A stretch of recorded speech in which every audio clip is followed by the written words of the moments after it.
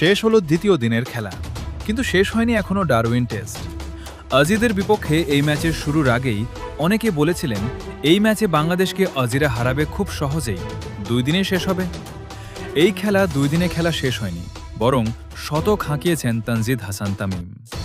অল্পের জন্য শতক হাঁকাতে পারেননি নাজমুল হোসেন শান্ত, অর্ধশতক অল্পের জন্যই পান নাই মুমিনুল হক। শেষ মুহূর্তে দলকে সামলানোর চেষ্টা করেছেন মিরাজ।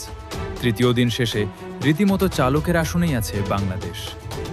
চা বিরতির পর দিনের শেষ ভাগের শুরুতেই ৮৪ রানে শান্ত ফেরেন সাতঘরে। ৭-৪ ১ ছক্কা হাঁকানো শান্ত।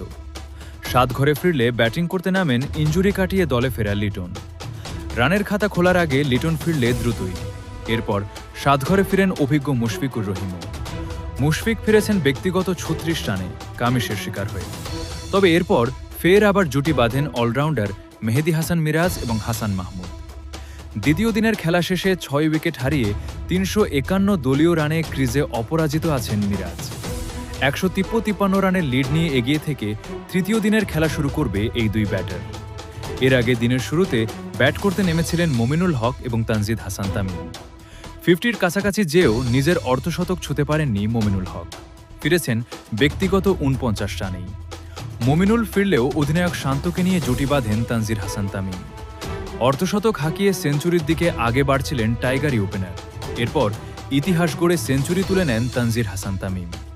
নিজের মাত্র দ্বিতীয় টেস্ট খেলা তামিমের এটি সাদা পোশাকের ক্রিকেটে প্রথম সেঞ্চুরি। তবে সেঞ্চুরির পরপরই তামিম সাজঘরে ফেরেন নাথান লায়নের শিকার হয়ে। ৮টি ৪ এবং ১ ছক্কা সহ মোট ১৯৭ বলে ১০১ রানের ইনিংস খেলে এদিন সাজঘরে ফিরেছেন তানজিদ। তামিমের সেঞ্চুরি হওয়া এবং সাজঘরে ফেরা, এসবের মাঝেই অধিনায়ক শান্তও তুলে নেন নিজের 50। তামিম ফেরার পরে হাল ধরেন মুশফিক এবং শান্ত।